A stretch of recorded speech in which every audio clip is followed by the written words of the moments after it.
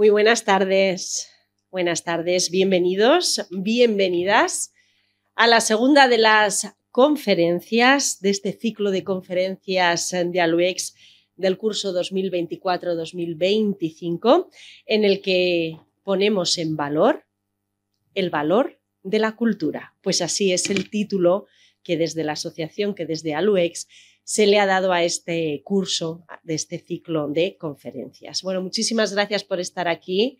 La verdad que nos encontramos como en familia. Y es que ALUEX y todas las personas que semana tras semana acuden y son fieles a este ciclo de conferencias, ¿verdad? Después de tanto tiempo nos consideramos ya una gran y bonita familia.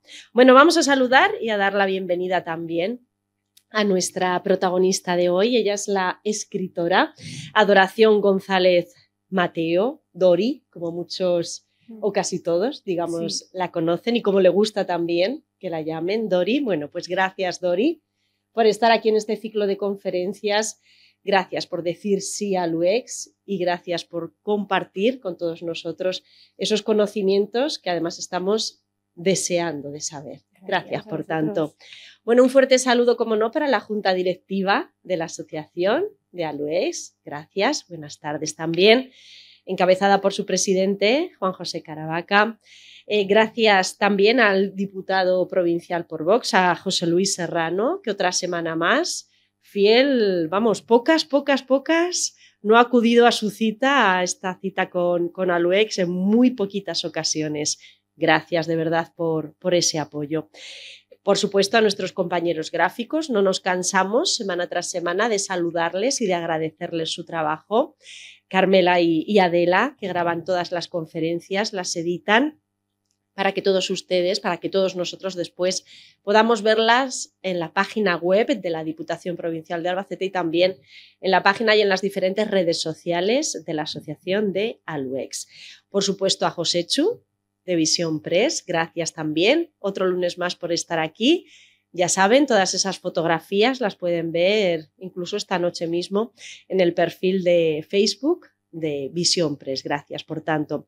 También a los compañeros de los medios de comunicación que realizan ese trabajo previo para realizar las diferentes entrevistas y para hacerse eco de este ciclo de conferencias, así como a los compañeros y compañeras fotógrafos y bueno, pues que van realizando todas esas labores, también acompañando a diferentes personalidades que nos acompañan. Bueno, pues van realizando también esas fotografías y esas instantáneas. Bueno, y a todos ustedes, como no, les saludo al principio y les vuelvo a agradecer su presencia. Gracias por acompañarnos. Bueno, y ahora sí me van a permitir que les presente a nuestra protagonista. Como decíamos, Dori nació en la calle Mayor de Albacete, una calle muy albaceteña, ella muy albaceteña, cómo no, en diciembre de 1967, en la casa donde además estaba ubicada la sombrerería Mateo, propiedad de su familia, fundada por su tatarabuelo.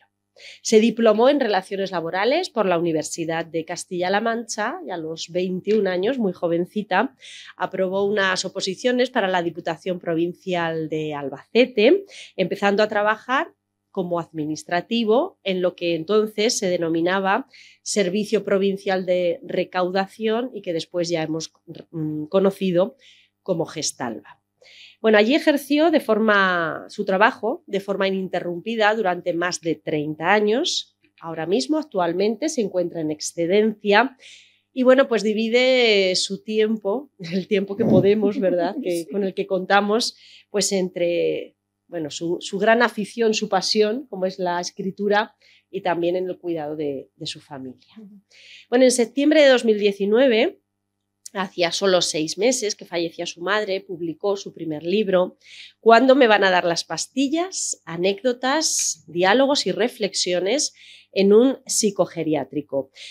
Además, este libro, ella dice que le sirvió como auténtica terapia para poder aceptar, asumir y también digerir los últimos años de vida de su madre, el paso por varias residencias para mayores, después de que sufriera un ictus en 2012 que mermaba pues, notablemente su estado físico y también mental. Dori también afirma, no sé si luego lo contará, que tuvo dos madres. Hizo esa comparación, o la primera, que fue la que a ella la crió y la cuidó, y la segunda, la que ella, Dori, tuvo que recriar, digamos, y cuidar. Bueno, todos los beneficios, esto también hay que destacarlo, de la venta de este primer libro, fueron destinados a la Asociación de Familiares de Enfermos de Alzheimer y otras demencias seniles de Albacete. En plena pandemia, Dori cuenta que una anécdota, y es que tuvo que entrar en casa de unos tíos de su madre, era un piso que llevaba cerrado más de 15 años, y que allí descubrió, y quizá no sé si fue no sé, sí, otro momento clave en la trayectoria como escritora, descubrió unos documentos antiguos que pertenecían a su familia y que estaban relacionados precisamente con la sombrerería que hemos mencionado al principio, con la sombrerería Mateo. Bueno, a partir de ahí todo comenzó, quiso saber, bueno, pues a quiénes conocían sus antepasados, cuando paseaban por esta calle, como decimos, tan albaceteña, también por el centro de Albacete, y poco a poco, investigando, analizando, fue descubriendo a varias familias de comerciantes del siglo XIX, y ahí nació su segundo libro, titulado Los que hicieron Albacete. Bueno, aquí retrataba familias de empresarios, de comerciantes de este siglo, como decimos, y también del siglo XX.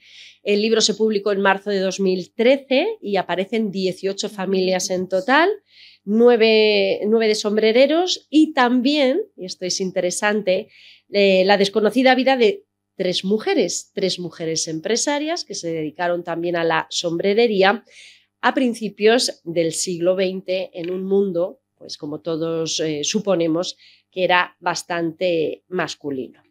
Bueno, con toda esta información recopilada, además se planteó otro reto y era dar luz a familias de profesionales liberales de Albacete, abogados, médicos, ingenieros, profesores, arquitectos, farmacéuticos, y nació su tercer libro ya, que este publicó en abril de 2024, llamado Albacete en familias, algunas relevantes de los siglos XIX y XX. En total, 35 familias bastante reconocidas de la ciudad.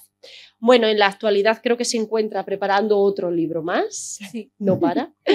Bueno, en este nuevo trabajo va a enseñarnos cómo era Albacete hace un siglo a través de noticias, interesante, de periódicos locales y también nacionales. Este nuevo libro está dividido en secciones y nos va a presentar, ahí dejamos, bueno, pues ese pequeñito cebo, un Albacete muy distinto o tan distinto que seguro nos dice, va a despertar en nosotros, en los lectores, una sonrisa y que nos hará reflexionar. Bueno, y ahora, hecha esta presentación, podríamos seguir, pero hasta aquí. Bueno, imagínense que ahora nos vamos de la mano, o se van de la mano con sus abuelos, o con sus padres, o con sus parejas, ya mucho tiempo después, y pasean por Albacete, por el centro de Albacete, por las calles del centro, más destacadas. Con Dori, lo que vamos a hacer esta tarde es precisamente eso, es pasear por el Albacete del siglo XIX y de principios del siglo XX, en este caso desde el punto de vista de la salud. Bueno, como veremos o conoceremos bastantes médicos, también cómo era por aquel entonces la situación sanitaria en nuestra ciudad y cómo ha ido evolucionando, también incluso algunos remedios farmacéuticos de la época, y un recorrido cronológico por estos 25 médicos que vivieron en Albacete en aquellos años. Algunos bastante conocidos, lo van a ver, otros menos, pero todos y cada uno de ellos igual de importantes. Y ahora ya sí, les dejo con Dori. Muchísimas gracias y deseando escucharte. Gracias. Gracias.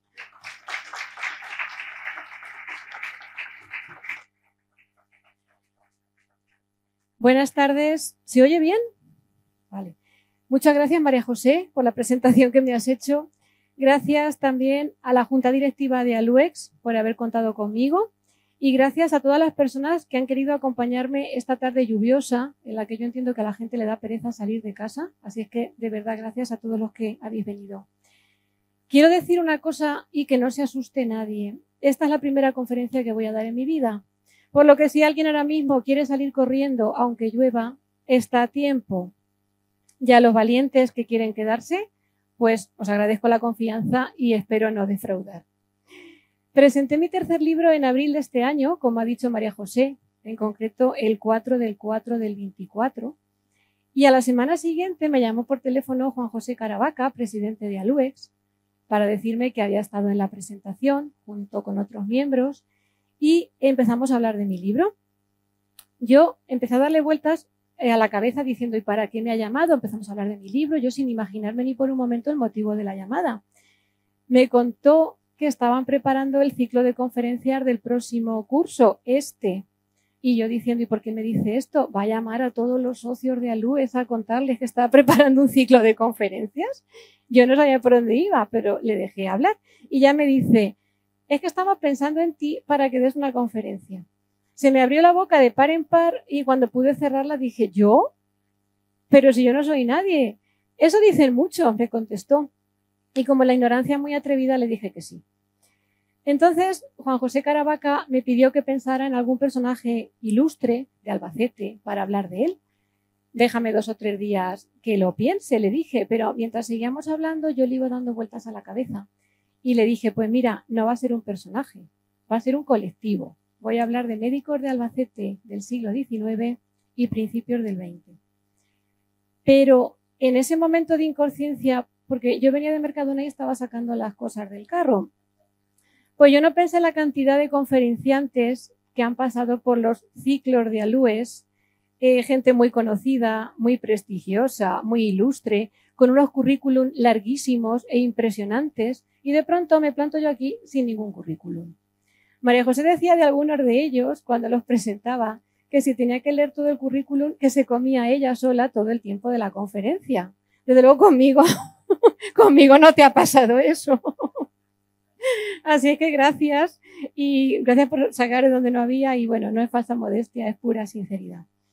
Bueno, la conferencia de hoy va a ser como ir a ver a muchos médicos, pero sin que nos hagan ninguna prueba, ni nos den ninguna mala noticia, y también sin que nos metan ningún tubo por ningún orificio de nuestro cuerpo, porque ya sabéis que los médicos, agujero que ven, tubo que meten.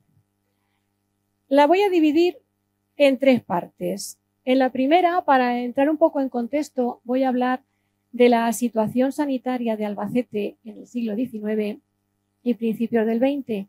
Ya podéis ir sacando un pañuelo porque daban ganas de llorar. En la segunda parte voy a nombrar algunos remedios farmacéuticos de la época, lo que los médicos recetaban y tenían a mano. Y en la tercera voy a hablar de una selección de médicos nacidos entre 1813 y 1908, casi un siglo. Unos nacieron en Albacete, otros no, pero todos ejercieron aquí. Son 25, es un resumen. No puedo sacar a todos, evidentemente. Y sé que al salir de aquí habrá gente que me diga, no has hablado de este o no has hablado del otro. Pero como dije en la presentación de mi último libro, esto no es un directorio ni la guía de teléfonos. El tiempo es limitado, he seleccionado estos como podía haberlo hecho con otros. Bueno, la situación sanitaria en Albacete en el siglo XIX y principios del XX de verdad que era bastante patética. Porque en el siglo XIX Albacete es como si estuviera en la Edad Media, atrasada e insalubre. Y de eso, a vernos hoy día con la sanidad que tenemos. Y eso que nos quejamos de todo, nos quejamos de la pública, nos quejamos de la privada. Pero es un auténtico lujazo lo que tenemos aquí ahora mismo si lo comparamos con lo que había aquí hace un siglo o siglo y medio. Para hacernos una idea, os enseño este plano de Albacete de 1861. Como veis, esto en forma de almendra era el Alto La Villa, la actual Villa Cerrada, al lado de la Plaza Mayor. La Plaza de Toros es Torredondo. El edificio ferial, como veis, completamente fuera de Albacete ya. La línea de arriba del todo eran las vías del tren, el actual Parque Lineal, la estación, y luego ya completamente extramuros, la ermita de San Antón y el cementerio. Literalmente son 4 calles y como veis todo alrededor eran huertas y bancales. De hecho en algunos planos pone terrenos de labrantía lo que ahora mismo son los barrios de Albacete, con sus calles, sus edificios y su gente viviendo, pues eran huertas y bancales. La verdad es que Albacete ha cambiado un disparate. Para conocer cómo estaba la sanidad en aquellos años, me he orientado con 3 libros. El de la izquierda es de José Manuel Almendros Toledo, nuestro recordado Pepe Almendros, llamado Elías Navarro Sabater, una mirada a la sanidad pública en Albacete en la segunda mitad del siglo XIX.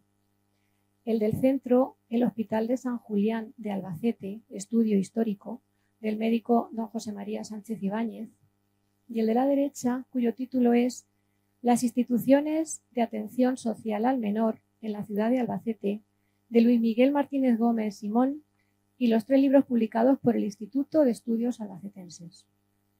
La idea era hacer de Albacete una ciudad moderna y con buenos servicios, partiendo de una villa rural llena de miseria, plagas, enfermedades y con una elevada mortalidad. Porque tenemos que saber que la mayor parte de los grandes avances de la ciencia y sobre todo de la medicina se empezaron a producir en la segunda mitad, sobre todo finales del siglo XIX y principios del XX. Fue una época en la que se incidió mucho sobre la higiene y hubo un hecho fundamental que fue el descubrimiento de microorganismos como causantes de enfermedades.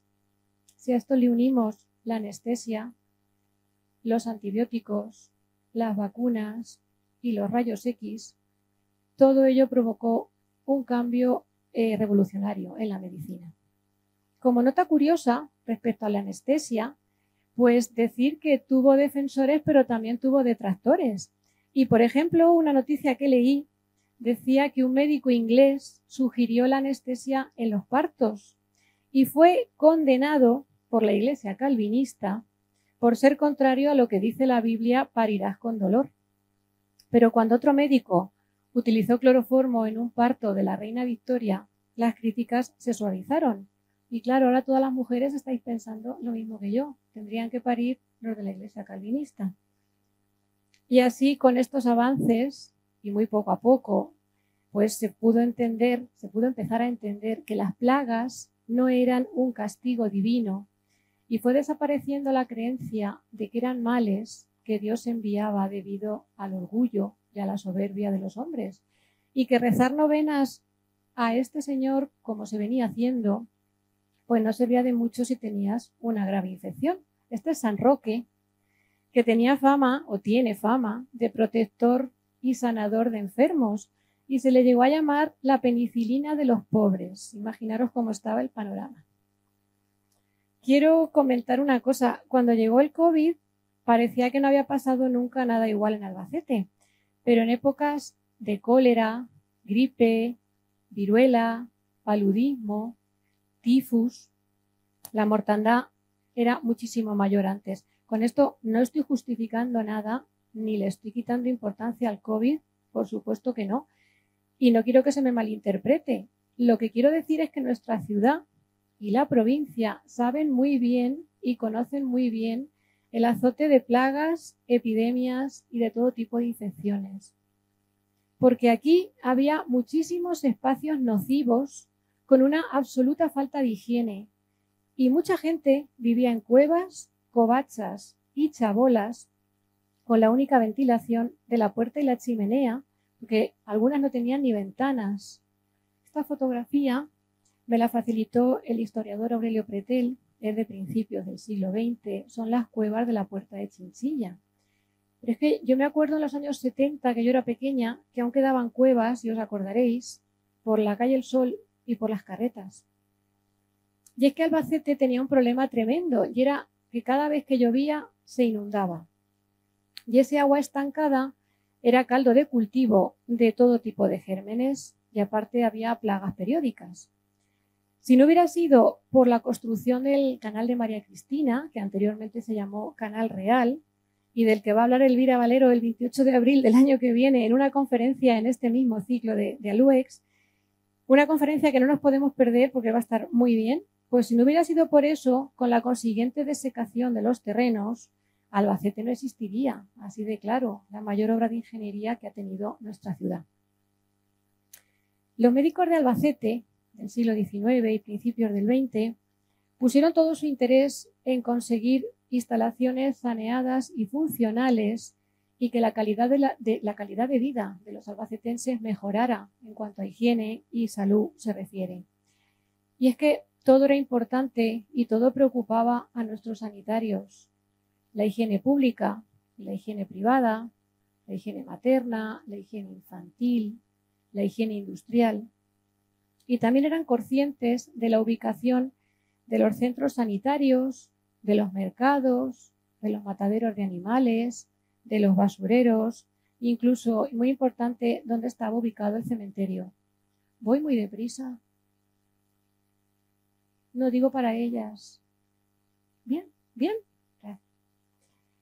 La asistencia domiciliaria a familias pobres, el hecho de que los médicos entraban en las casas, los bien llamados médicos de cabecera, pues hizo que fueran ellos los que mejor conocían las condiciones de vida de sus pacientes y sus carencias higiénicas y sanitarias, porque entraban a una casa y veían cómo estaba todo, pudiendo detectar para solucionar esa insalubridad en las clases más humildes.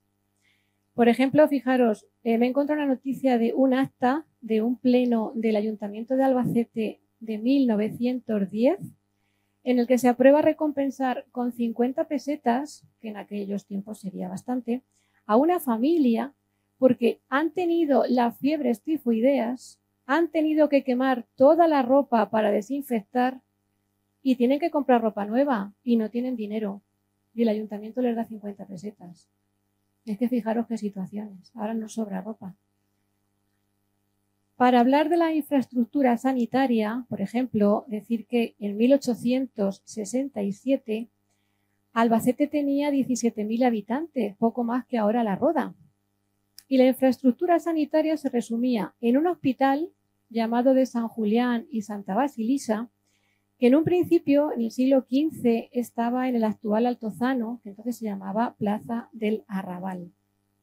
He encontrado una noticia en un boletín oficial de la provincia de 1875 que dice, que os lo voy a leer porque para que veáis cómo estaban las cosas, dice, careciendo este hospital de hilas, formes e informes, las hilas eran como gasas o vendajes, formes e informes pues que tenían forma o no la tenían. Por haberse agotado las existencias en la curación de los heridos y enfermos que constantemente hay en él, se suplica a las personas caritativas se sirvan remitir a este establecimiento trapos e hilas de cualquier clase, tan necesarias para el alivio y curación de los pobrecitos que padecen. El hospital pedía gasas, imaginaros. Posteriormente, este centro, este hospital, se trasladó enfrente de la iglesia de San Juan, en la llamada Plaza del Hospital, donde está ahora el Ayuntamiento Nuevo. Esta plaza ha tenido varios nombres. Luego fue de Cristóbal Sánchez, que es un médico del que voy a hablar ahora. En la dictadura de Franco se llamó Plaza de Calvo Sotelo y actualmente en la Plaza de la Catedral.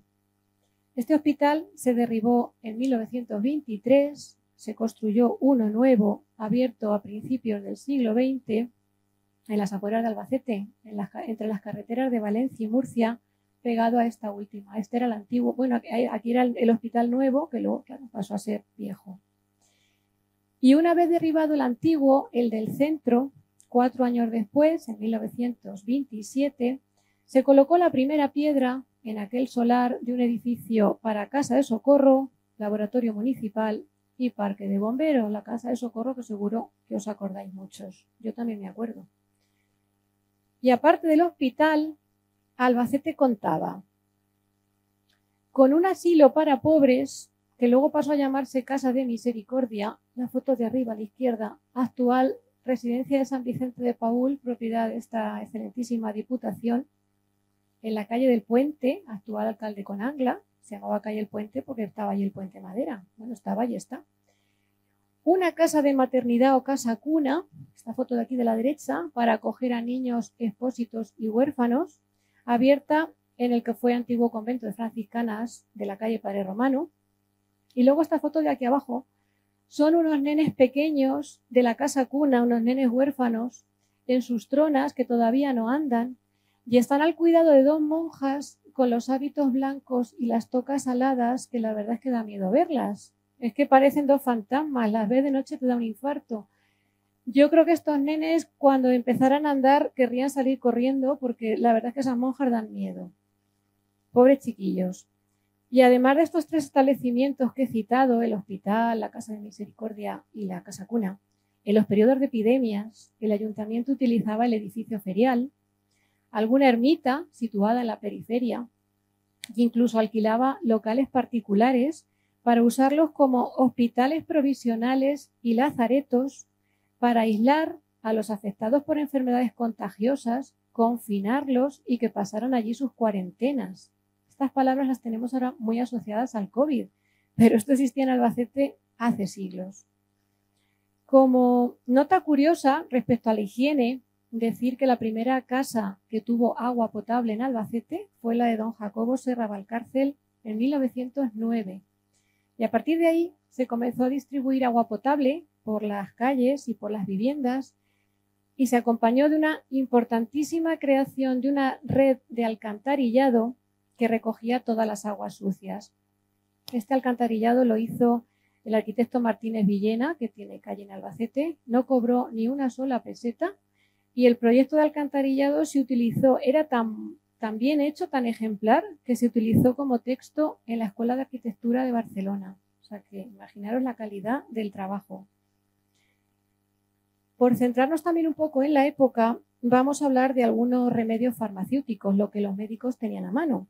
La verdad es que solo con remedios farmacéuticos se puede dar una conferencia y muy larga, he resumido muchísimo. Tenemos aquí, por ejemplo, esta foto que es de la botica del Hospital de San Julián en los años 20 del siglo XX. Es una foto de Jaime Belda, que tiene un siglo.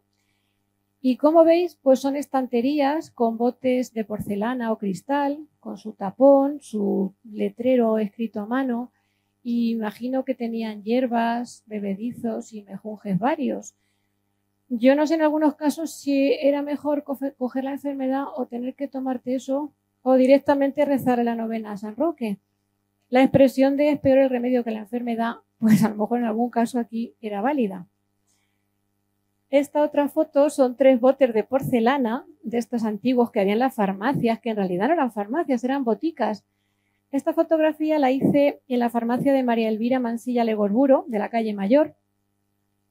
Y recordamos que hay una calle en Albacete que conserva su nombre, que es la calle Boticarios. La calle Boticarios, como sabéis, sale de la calle Mayor, de la Plaza Mayor, va perpendicular a la calle Mayor y termina en la Plaza Virgen de los Llanos.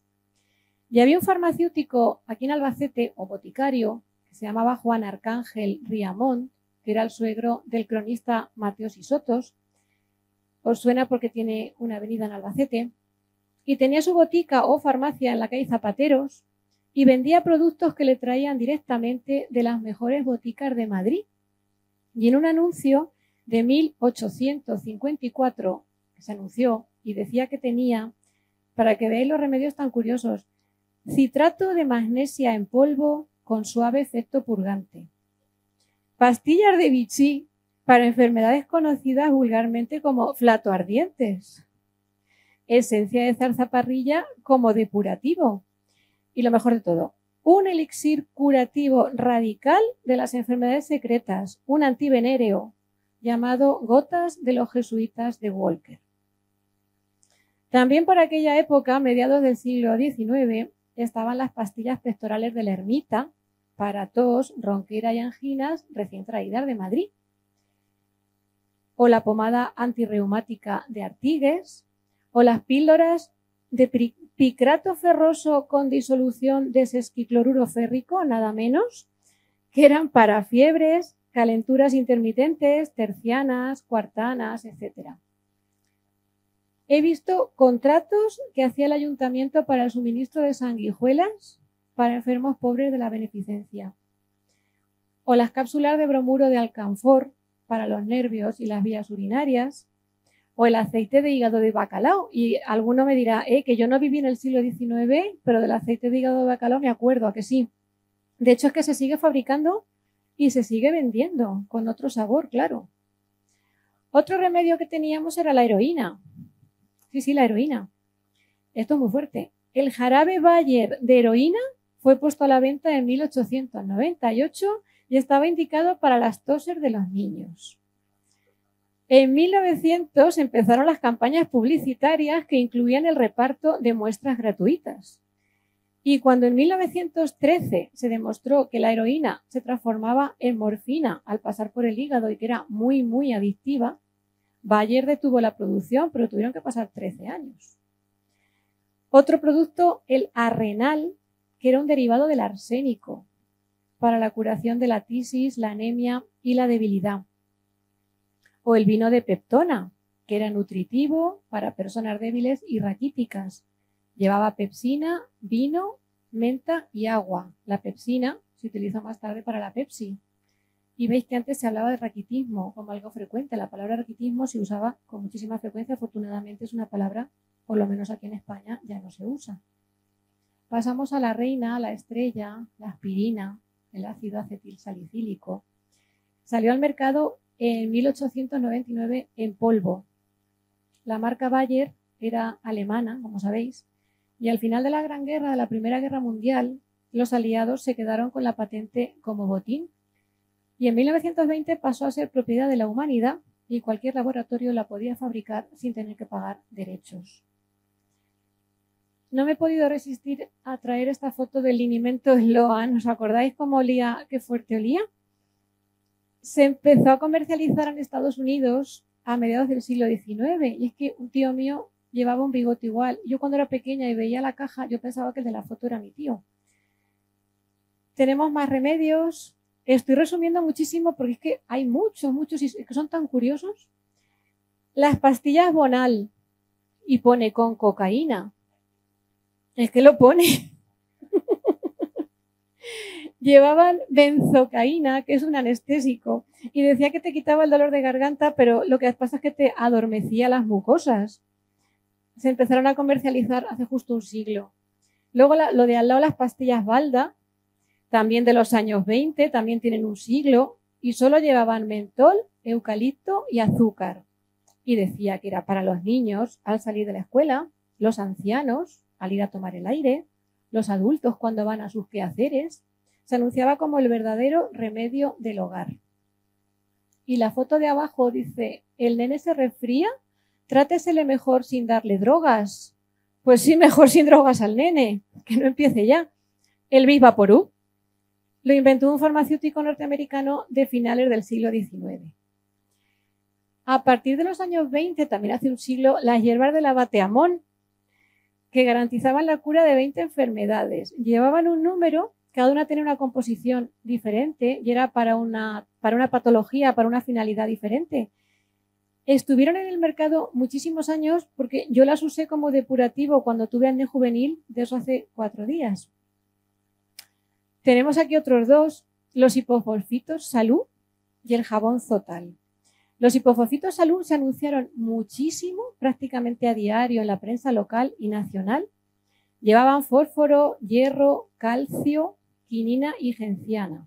Iban destinados a toda la población, a los niños, los hombres, las mujeres, los ancianos, los tuberculosos. Por ejemplo, este anuncio, hay una señorita que va a jugar al tenis y dice, ¿le agrada a usted el sport? Porque no se decía deporte, se decía sport. Y dice que si perdía fuerza o se cansaba haciendo deporte, pues que se tomara los hipofosfitos. Y en cuanto al jabón Zotal, el Zotal yo lo tenía asociado a como un desinfectante de los corrales de ganado, con un olor fuertísimo. Pero no sabía que había un jabón que curaba granos, herpes, sarpullidos, pecas y manchas de la piel, que a ver el olor que habría después. Pasamos a otro. Hola, ¿qué tal? Muy bien, con Ocal. De los años 40, era un analgésico muy conocido, muy usado. El de la derecha, estos dos, el local, y el de abajo, el calmante vitaminado, que lo inventó un farmacéutico cordobés, Diego Pérez Jiménez, y llegó a ser el analgésico español más vendido. Se anunciaba muy eficaz para el dolor de cabeza. Pasamos al último remedio, es que ya digo, un montón, el agua del Carmen. ¿Os suena? Este preparado ya lo fabricaban los carmelitas descalzos de Tarragona en el siglo XVII. pero se popularizó aquí en España a finales de los años 50 del siglo XX. Se vendía como agua antihistérica y aquí pone que era para excitaciones bruscas, desvanecimientos, espasmos, mareos, crisis nerviosas, indigestiones, vómitos y sustos. Lo más gracioso es que era una bebida que llevaba un 55% de etanol, de alcohol, y aparte llevaba un montón de hierbas como manzanilla, tila, angélica, menta, canela, corteza de naranja, bergamota, romero y eucalipto. Yo no la he probado, pero debía estar buena. Y dice que se debía tomar en cucharaditas muy pequeñas, muy diluidas con agua. Pero por lo que he leído por ahí, había muchos aficionados a coger la botella, empinar el codo y beber directamente con los 55 grados, más que un orujo blanco. Y una vez que hemos visto algunos remedios, vamos a pasar a hablar de una selección de médicos que he preparado. Van por orden cronológico. Y empezamos por un médico, que si os digo que además de médico fue sacerdote franciscano, que nació en Albacete en 1813, pues a lo mejor decís, no conozco ninguno. Pero cuando os enseñe esto, Pablo Medina, lo conocéis porque tiene calle en Albacete. Pablo Medina Herráez, de joven vivió en Murcia, pero luego pidió en el convento de San Francisco, después volvió a Albacete y fue destinado a la parroquia de San Juan.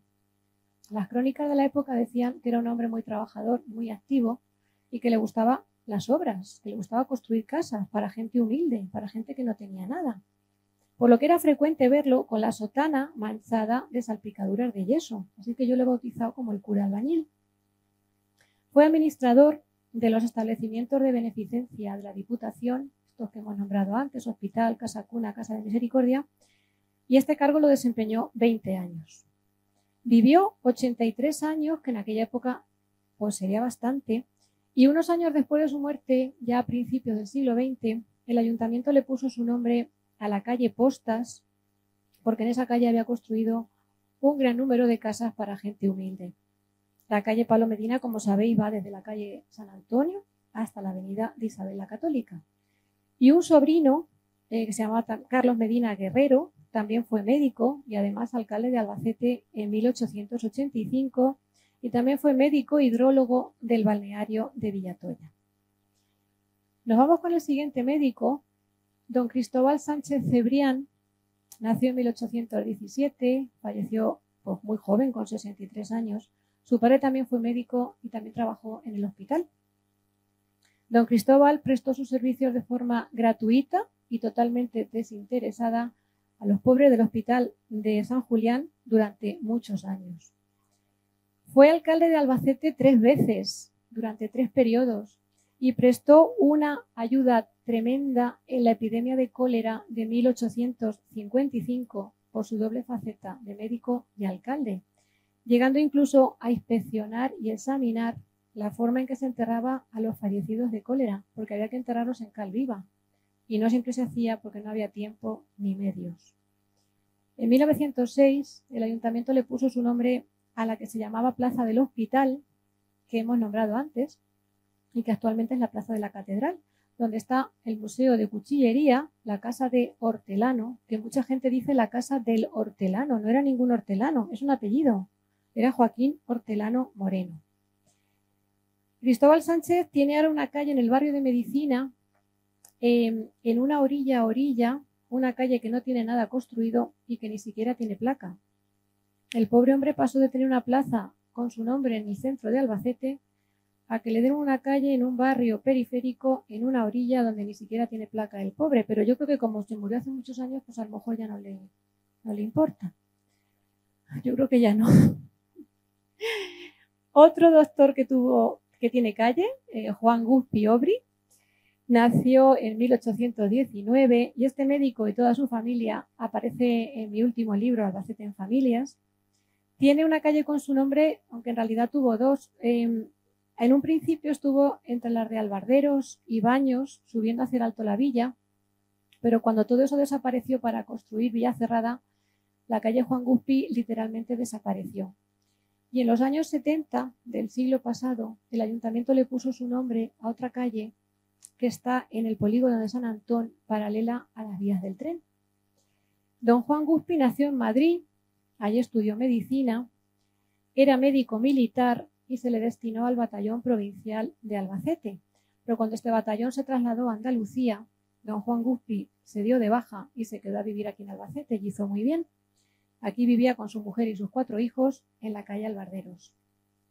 Juan Guzpi tuvo una hermana llamada Constanza, tuvo varias hermanas, pero bueno, en concreto Constanza fue la primera mujer del abogado Dionisio Guardiola, que también tiene calle en Albacete.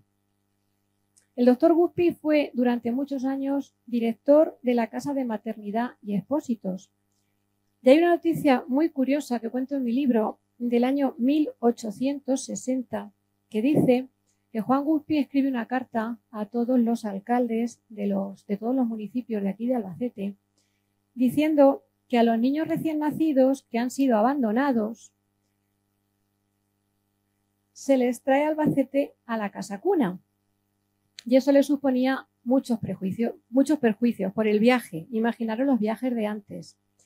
Las condiciones climatológicas, la dificultad para encontrar nodrizas y el elevado número de criaturas.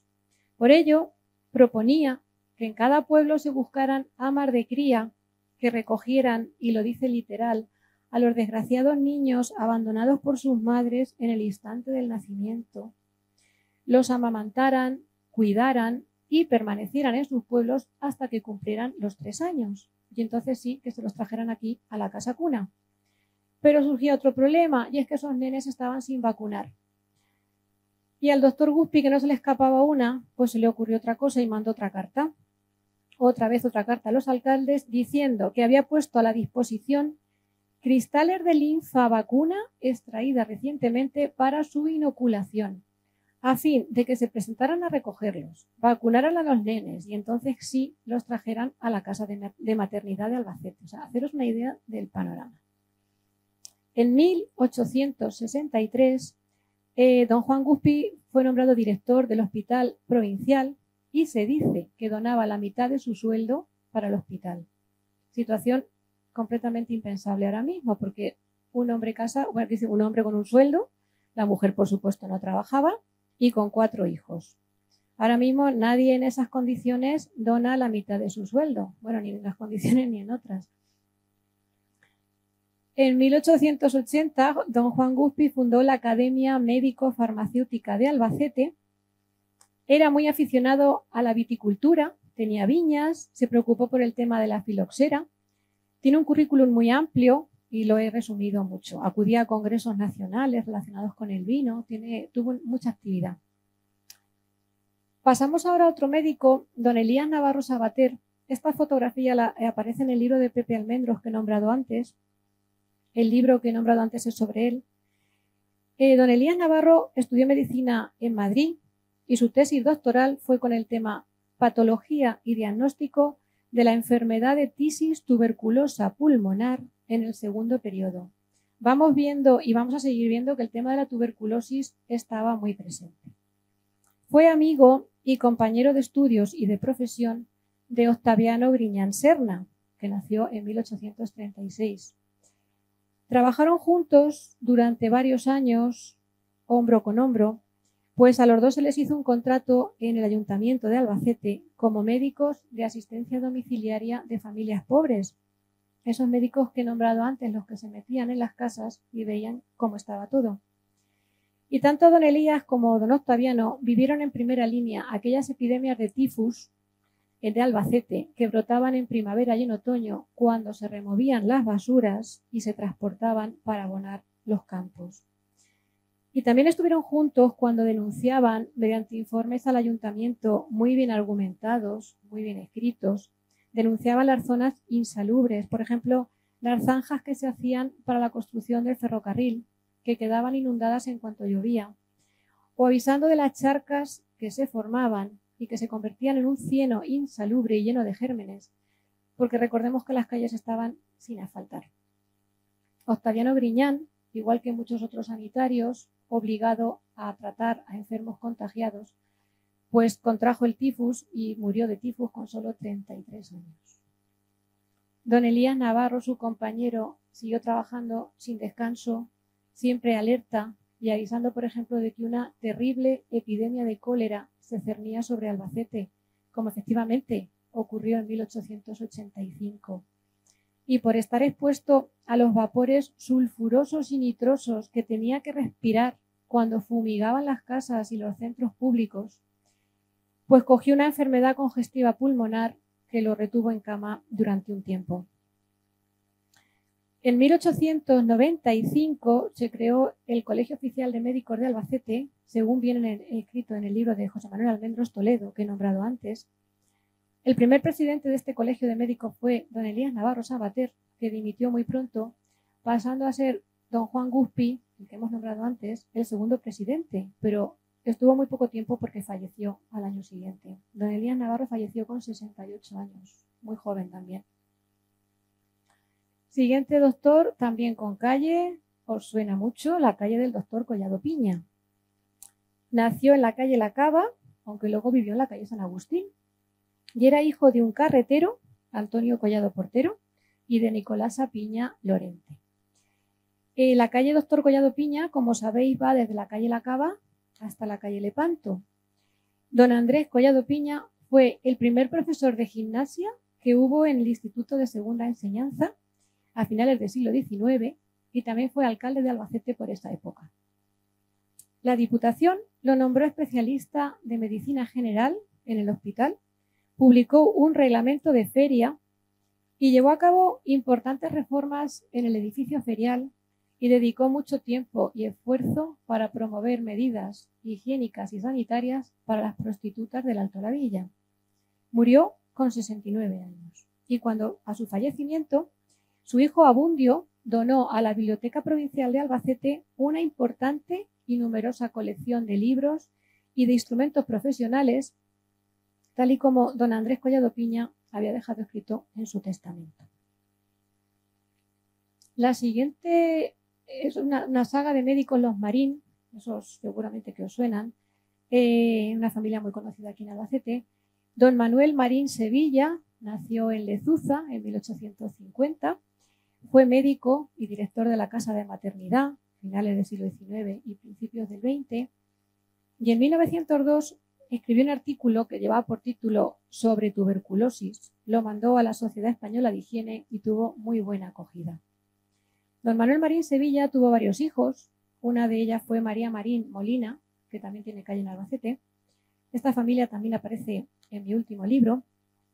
Y otro hijo, don se llamaba Manuel María Marín Molina, también fue médico, presidente del Colegio Oficial de Médicos de Albacete desde 1926 hasta 1933.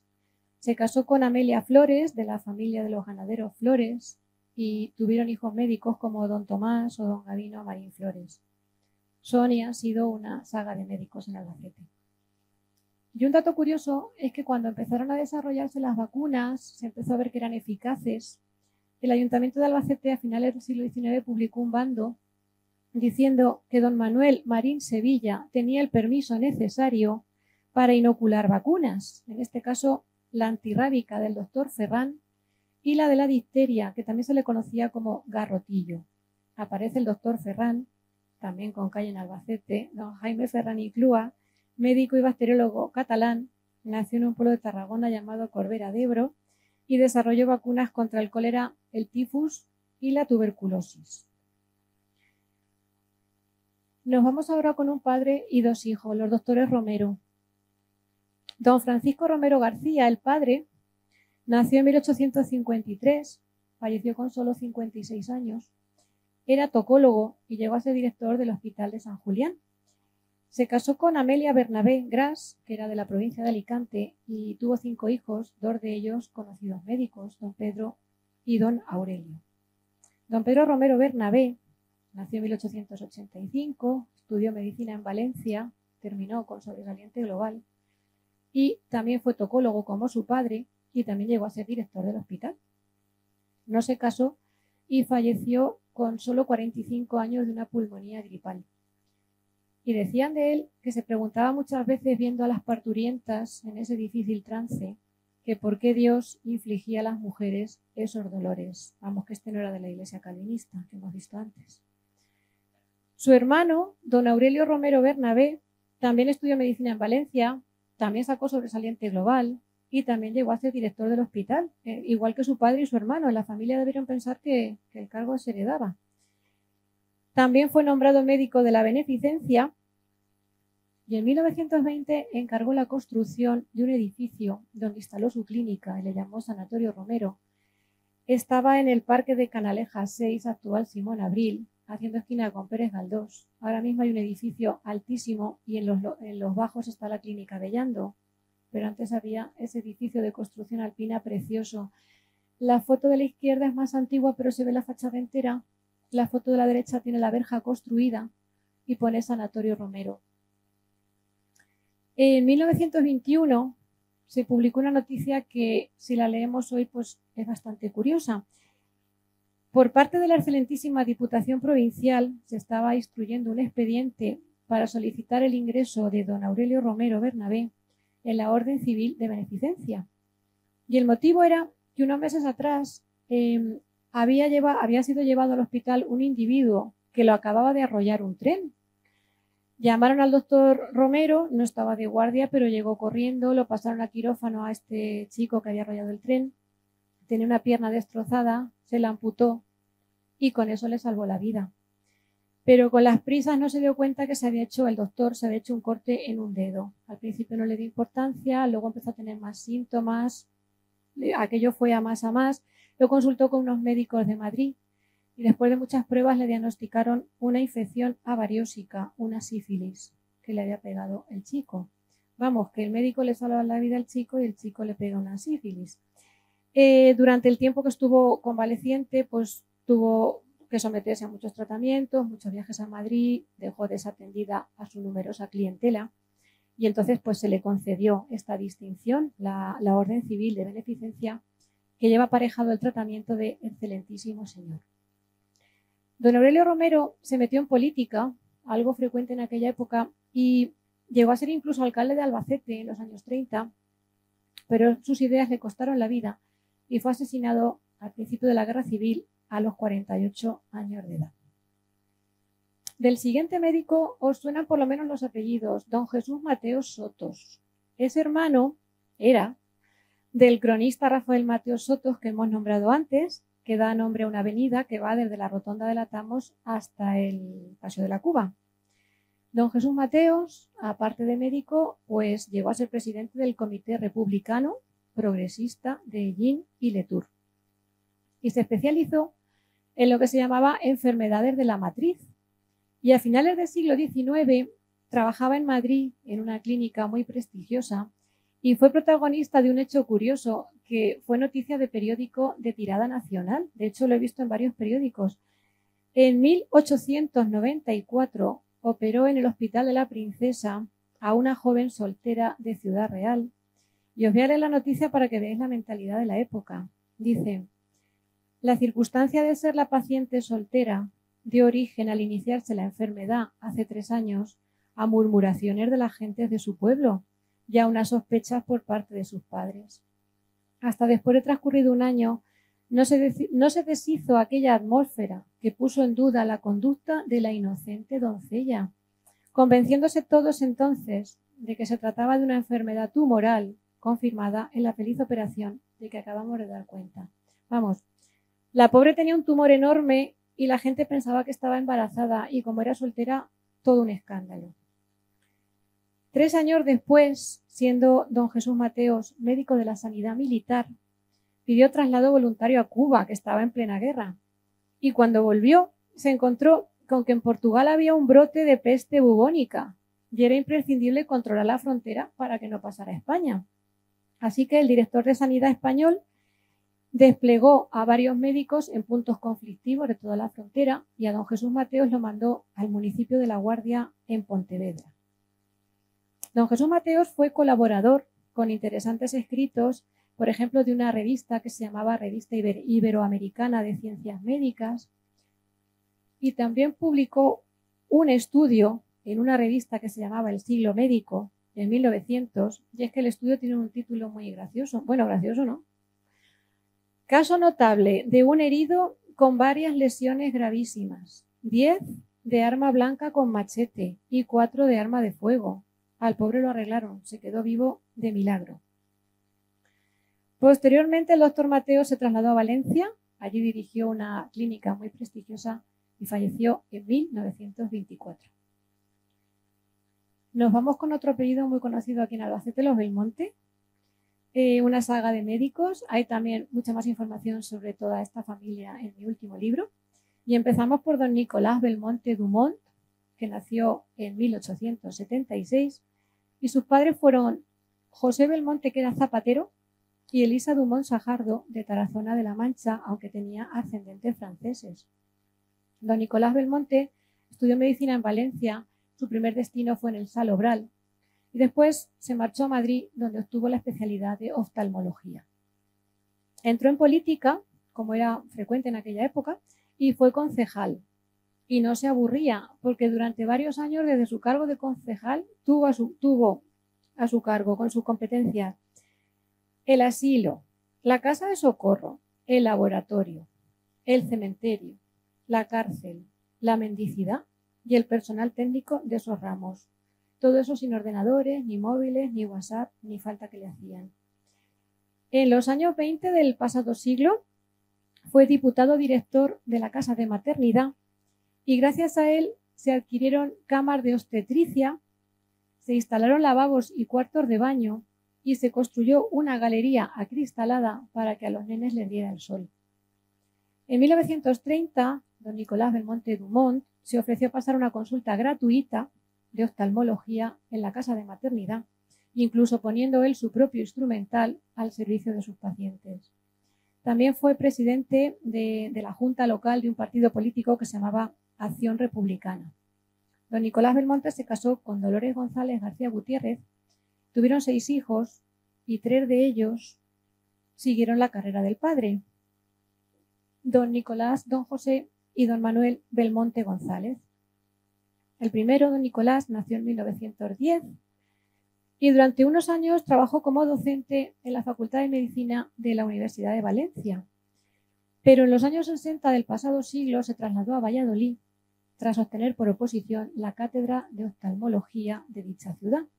Y poco después amplió estudios en Berna y Estrasburgo. En 1972 fue nombrado académico de número de la Real Academia de Medicina y Cirugía de Valladolid. También fue presidente de la Sociedad Española de Oftalmología y falleció en Valladolid en 1995. El siguiente hermano, don José Belmonte, nació en 1913. No tengo foto de él. También fue oftalmólogo. Fue discípulo del doctor Castroviejo en Nueva York. Empezó ejerciendo la profesión aquí en Albacete, pero en los años 50 del pasado siglo se marchó a Alicante. Y aparte de dedicarse a la medicina, pues también destacó en el campo artístico, era como escultor de hierro y también era pintor. Y don Manuel Belmonte González, nacido en 1919, esta fotografía la he sacado de la página web del Colegio Oficial de Médicos de Albacete.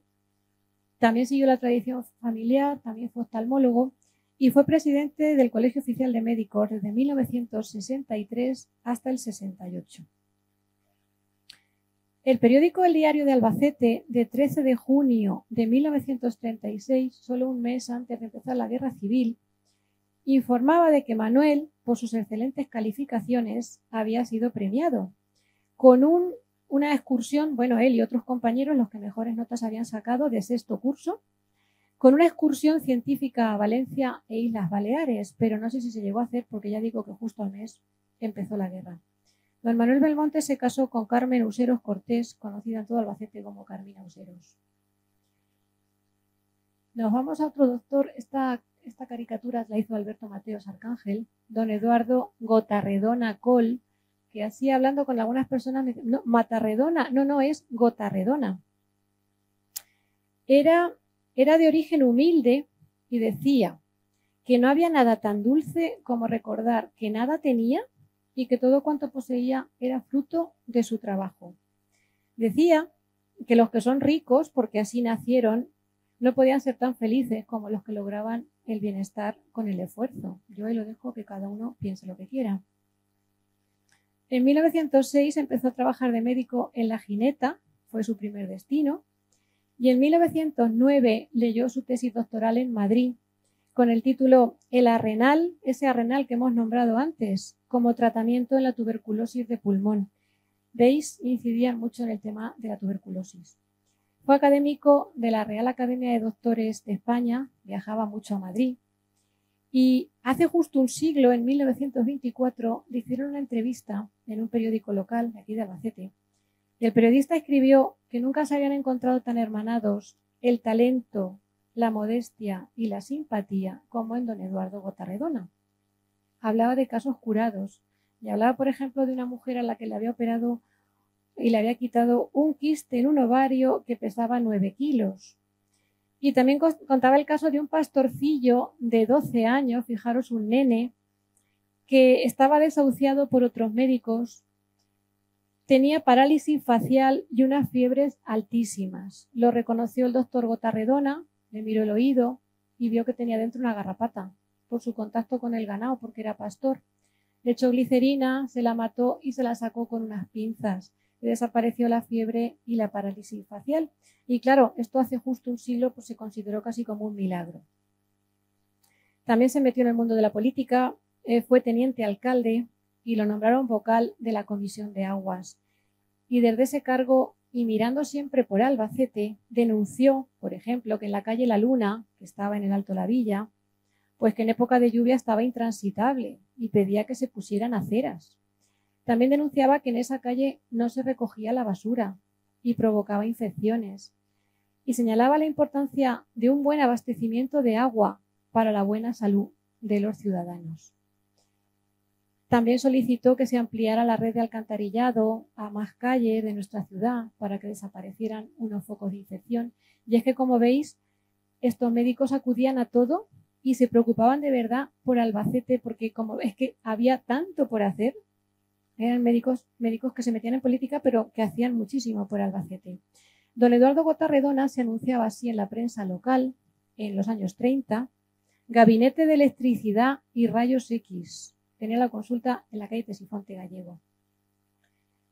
Nos vamos a otro doctor, don José Escobar Bordoy, que nació en Irún en 1890, estudió medicina en Madrid y al año siguiente de terminar la carrera ya era médico del Hospital del Niño Jesús de Madrid y ya se decía de él que estaba en primera línea de los pediatras españoles, aunque luego, como veremos, hacían un poco de todo. Este es otro que entró en el ejército, en el Cuerpo de Sanidad Militar, y estuvo, entre otros destinos, estuvo en el Regimiento de Húsares de Pavía y en las intervenciones militares de Tetuán. Estaba la guerra de Marruecos por aquellos tiempos. También fue médico de la Beneficencia Municipal de Madrid y en 1929 pidió licencia de obra para construir una casa con sótano y 3 alturas para 3 viviendas y una clínica, una casa que conoce todo el mundo. En la actual biblioteca, sala de lectura y recientemente remodelada, y anteriormente Comisaría Nacional, en el Paseo de Simón Abril, esquina con María Marín. Cuando la casa estuvo terminada, se mudó a vivir allí con su madre y sus hermanas solteras y se anunciaba así en la prensa local. El médico don José Escobar Bordoy ha instalado la consulta de enfermedades nerviosas y medicina general en su nuevo domicilio de Parque de Canalejas 12. Cuando terminó la Guerra Civil, don José Escobar Bordoy se tuvo que exiliar en La Habana y posteriormente, en 1947, solicitó asilo político en México. Del siguiente doctor, don Arturo Cortés, voy a hablar, no voy a decir mucho de él porque el doctor Julio Virseda pronunció aquí mismo en un ciclo de conferencias de ALUES en diciembre de 2019, pronunció una conferencia sobre él, está en internet en la página web de ALUES y el que quiera pues la puede ver y escuchar. Lo que sí quiero decir es que si yo estoy aquí esta tarde es gracias al doctor Arturo Cortés porque le salvó la vida a mi madre. Mi madre cuando era pequeña tuvo una difteria, mi abuela la llevó a varios médicos, no le solucionaba nada, mi madre se ahogaba, se moría, la llevó a don Arturo Cortés y le salvó la vida. Y en mi casa siempre se dijo que mi madre vivía gracias a este doctor. Nació en un pueblo de Alicante en 1895, llegó aquí muy joven a Albacete a ejercer la medicina y encargó al arquitecto Daniel Rubio la construcción de un sanatorio y vivienda en la plaza Gabriel Odares, que se llamaba Plaza de Canalejas. Lo que veis en primer plano es la Fuente de las Ranas, que estaba ahí, la farola de ahora. Este edificio se conserva todavía en pie, es la actual subdelegación de defensa, como sabéis. Justo el de al lado era el chalet de Daniel Rubio, que lo tiraron. Al fondo se ve el instituto. La calle que sale es la Avenida de España y los 4 árboles de la derecha, nuestro parque recién nacido. También mandó construir otro sanatorio al arquitecto Julio Carrilero en 1932. Le llamó Villa Carmen, porque Carmen era el nombre de su hija. Y el doctor Cortés quiso que ese otro sanatorio estuviera en las afueras, porque le preocupaba mucho que sus pacientes respiraran aire limpio. Que no sé yo la contaminación que habría en aquellos años en Albacete, ninguna. Es el actual sanatorio del Rosario y desde luego en las afueras de Albacete pues ya no está. Otro que se metió en política era un ferviente republicano y fue concejal del Ayuntamiento de Albacete. Se convirtió en el primer gobernador civil de la República y este cargo lo ostentó entre 1931 y 33. También presidió el Colegio de Médicos y durante la Guerra Civil defendió la República, así que se tuvo que exiliar a Francia y después a México.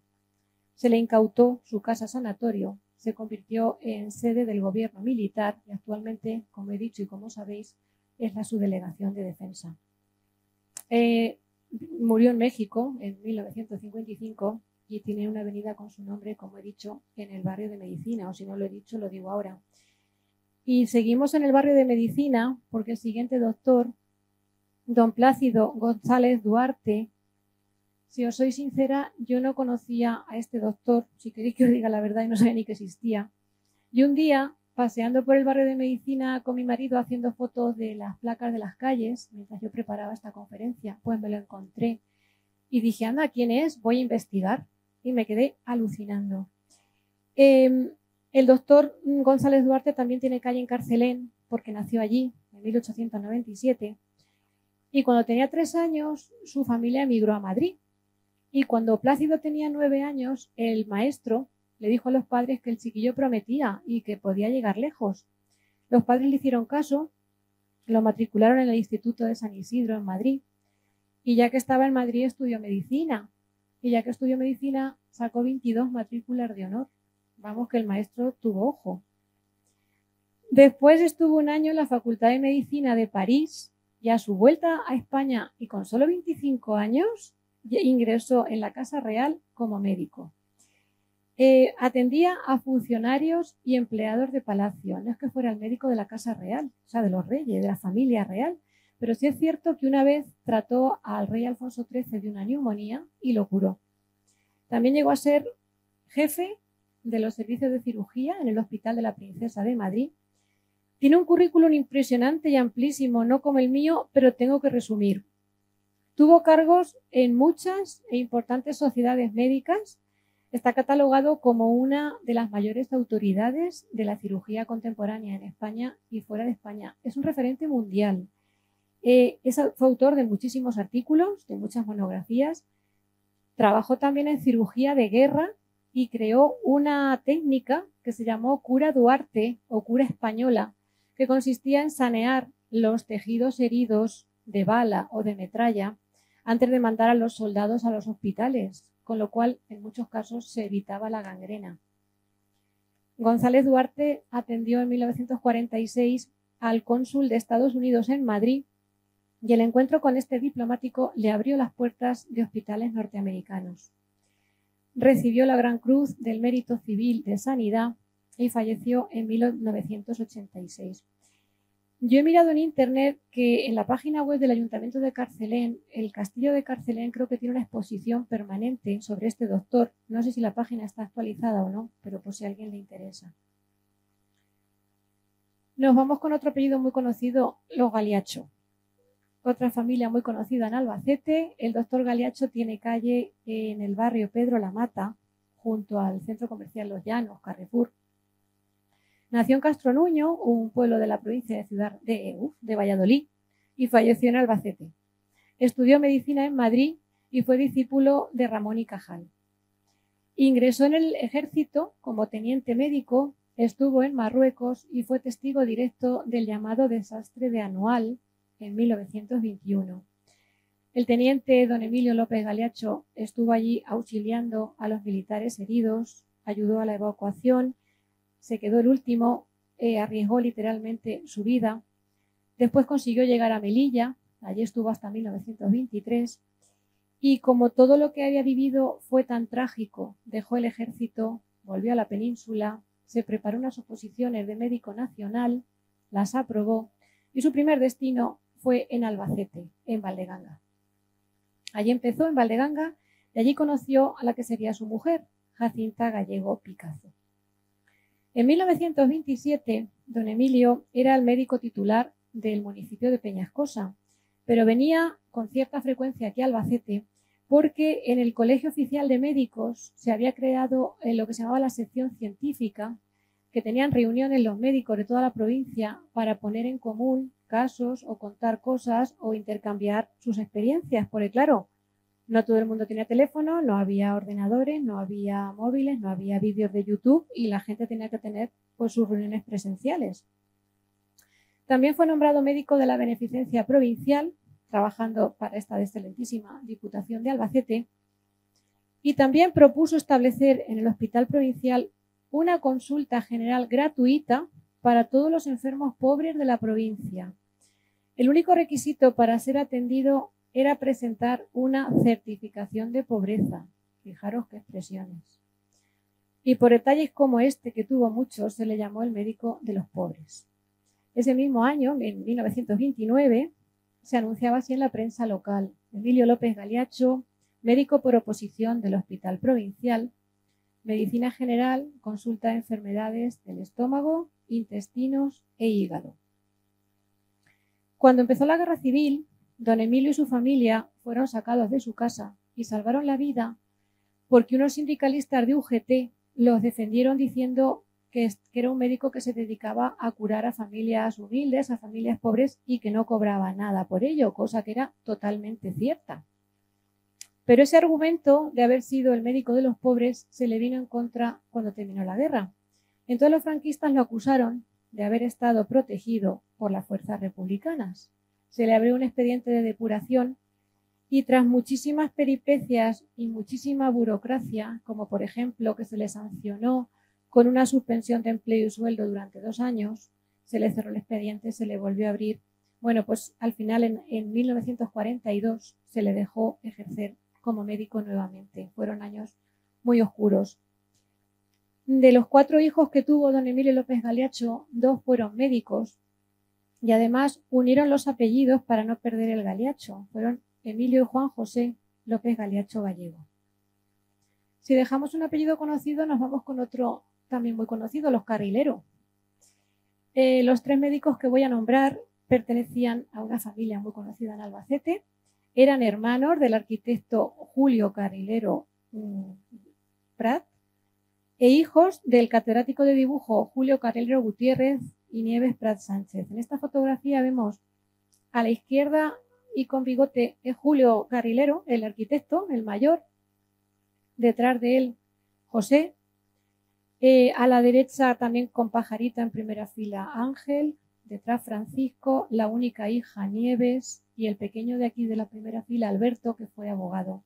Esta fotografía aparece en la portada de mi libro Albacete en Familias y me la facilitaron 2 descendientes de esta familia, Julián Sevilla Carrilero y Francisco Sánchez Rodríguez Acosta. Empezamos con don José Carrilero Prat. Nació en 1900, se murió con solo 57 años y cuando tenía 26 años tomó posesión de su cargo como médico forense de la prisión de Almansa. Allí estuvo unos años asistiendo a personas accidentadas, atropelladas y víctimas de muertes violentas. Después se instaló en Albacete y así se anunciaba en 1931. José Carrilero Prat, médico, medicina general, partos y rayos X. Un poco de todo.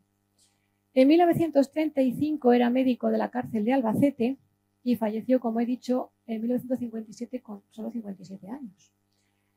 Su hermano, don Ángel Carrilero Prat, también estudió medicina en Madrid y también acudía a las reuniones del Colegio de Médicos, esas reuniones que he nombrado antes. Y a partir de 1930 se anunciaba así en la prensa local: dispensario antivenéreo de la Junta Provincial de Sanidad, consulta y tratamiento gratuito de enfermedades venereosifilíticas. Y el siguiente hermano, Francisco Carrilero Prat, nació en 1904. La verdad es que en 4 años nacieron los 3 hermanos. Y en 1929 apareció una noticia de 3 hombres que estaban limpiando un pozo en el patio, en el corral de la Posada del Rosario. Este pozo, pues se vertían todas las aguas sucias, los restos de comida, los desperdicios de la casa, y por un accidente esos 3 hombres cayeron al pozo y se quedaron enterrados en el cieno y no podían salir. Cuando el posadero fue a llamarlos, pues vio que no contestaban y rápidamente fue avisado don Francisco Carrilero, que tenía la consulta en el pasaje de Lodares. Salió corriendo, al fin y al cabo era cruzar la calle El Tinte, y la noticia del periódico de la prensa local decía que tomó a su cargo a los asfixiados, logrando, tras agotar todos los medios, hacer reaccionar a 2 de ellos. El tercero, desgraciadamente, falleció. Pero don Francisco Carrilero estuvo 5 horas intentando reanimarlos, y esa labor pues fue muy reconocida por todos los asistentes. ¡Ay, va! Madre mía, voy recortando. Tuvo también un dispensario de la Junta Antituberculosa y, bueno, apareció la noticia de que se le condenaba a muerte, que luego no fue así. Luego falleció en 1967. El penúltimo, don Sandalio Cañamares Moreno. Esto es cuando se mudaron a una clínica en pasaje a la calle Octavio Cuartero 10. Don Sandalio Cañamares Moreno, esta caricatura también es de Alberto Mateo. Trabajó en la Casa de Socorro como oftalmólogo, también fue médico de la Beneficencia. Claro, es que ya vamos todo, se me ha ido el tiempo. Pasamos al último, don José Beltrán Mateos, que también tiene calle en Albacete, es la calle donde está la puerta principal del asilo de San Antón. Nació en Sevilla, era internista, dermatólogo y radiólogo. Y bueno, pues perteneció a la izquierda republicana, estuvo preso antes de la guerra, en la guerra, trabajó de médico en el Hospital Provincial, fue presidente del Socorro Rojo, de la Cruz Roja Internacional, y bueno, con ello voy a terminar ya diciendo que mi padre era colaborador del periódico La Voz de Albacete y también hablaba de gente conocida de aquí. Y en 1978 le dedicó un artículo porque era amigo de mi padre, de hecho yo conocí a don José Beltrán, que tenía la consulta en Covirco, y mi padre escribió sobre él. Voy a rescatar solo un párrafo y con eso termino. Decía de don José Beltrán: pisa con igual soltura el terreno de la medicina, el de la mecánica, el de la radio y el de la electrónica. Conoce con la misma precisión que el cuerpo humano el mecanismo de un automóvil y el de un televisor.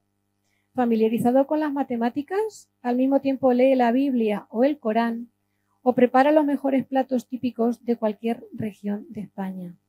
Cuando vivía en la calle Octavio Cuartero, era jefe indiscutible de los mataderos, lo que hacía compatible con la marcha normal de la consulta. Y a lo mejor, mientras tenía en la camilla a un paciente con la barriga al aire, él por la ventana daba instrucciones a la gente del patio sobre dosis de especias y fórmulas de adobos. Y se iba a pasar consultas a las casas con la perra. Con este médico voy a terminar. Sé que me dejo a muchos, muchísimos, pero como he dicho antes, no hay tiempo para hablar de todos. Eso sí, un recuerdo para tantos y tantos que han cuidado de la salud de nuestros antepasados y cuyos nombres han perdurado en placas de calles o en la memoria de sus pacientes. Muchas gracias.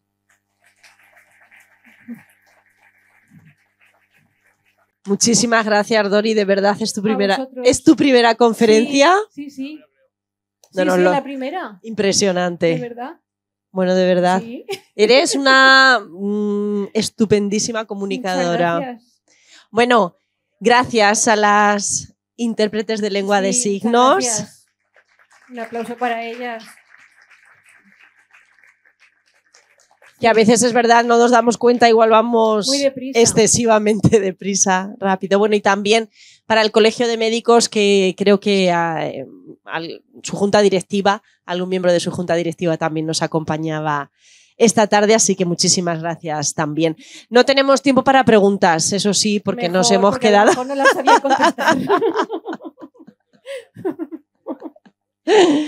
Pero hay para una segunda conferencia, sí. Seguro. Bueno, vamos a pedir a nuestro presidente, a Juan José, que nos acompañe en este escenario, y a Dori también, si te puedes colocar delante.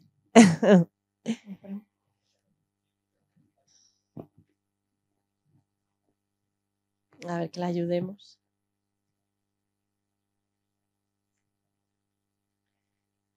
Ay, cuidado. Y bueno, ese detalle, esa encina, que es el símbolo de la asociación de ALUEX, para agradecer a Dori su participación en este ciclo de conferencias.